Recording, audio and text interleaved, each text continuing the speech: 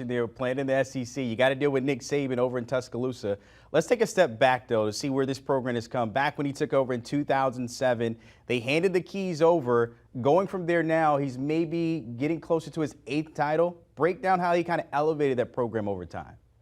Boy, this is a book, and books have been written about it. In 2007, he came from the Dolphins, obviously, after a couple of weeks after saying he wasn't going to take the Alabama job. And at that time, he said, I will answer to one person, and that was the president of the university at the time. That's how much leverage he had to get whatever he wanted. He didn't abuse the privilege, but we saw how he recruited and how he built it up really quickly. I think they won 10 in 08. In 09, they won a national championship. And really, a sidebar here, Georgia right now, to me, is what Alabama was from about 09 to 2013. That's with a monster defense, a game manager at quarterback, and they run the ball. That's what Kirby Smart has developed. Now, what diverged at Alabama is in 2012, Johnny Football came into Bryant-Denny Stadium and beat Alabama, and Nick, that planted the seed. Nick said, we got to open up our offense. We're getting beaten by these spread quarterbacks. We've got to change. And in 2014, they brought in Lane Kiffin. They converted a former running back receiver named Blake Sims to quarterback, who set the total offense record. From there, they went to 2016. Blake Barnett, a little-known figure, played 2 series against USC. Third series, Jalen Hurts comes in, and 2 years later, he leads them to the national championship game. And then we remember at halftime, Tua came in at halftime and led them to an overtime victory over Georgia. And so now it's come to the point where he's recruiting, obviously, elite defensive players, but the best receivers and quarterbacks are going to Alabama. So the biggest thing he's done in recent years, guys, is stay up with the times and really get one of the best offenses in the country, to the point that last year, I would argue and have argued, that they just outscored everybody on the way to a championship. It's a little bit different this year. The defense has come around. Bryce Young has been fantastic, won the Heisman Trophy, but if you're an elite offensive player, the first team you consider now in recruiting is Alabama.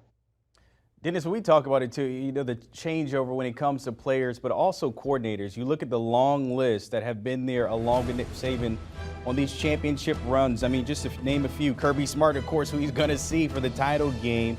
Steve Sarkisian, of course, and Bill O'Brien, just to name a few that have had success elsewhere. You know, how has he been able to kind of keep this going, knowing that, you know, you might lose one here this year, next year, and into the future there at Alabama?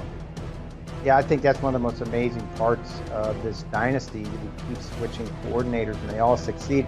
I did a 3-part series last summer on this, on Nick Saban's rehab clinic, for lack of a better term, where some of these guys come from unfortunate situations, being fired, and rehab their, career. We know about Steve Sarkisian at USC. He comes in and has, I thought, the best play calling year of any coordinator in history. Maybe last year. He was amazing last year, leading Alabama to a championship.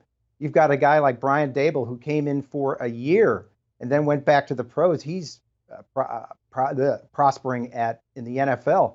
And now Bill O'Brien. Bill O'Brien was a fallen NFL head coach and general manager. Started 0-4 with the Texans.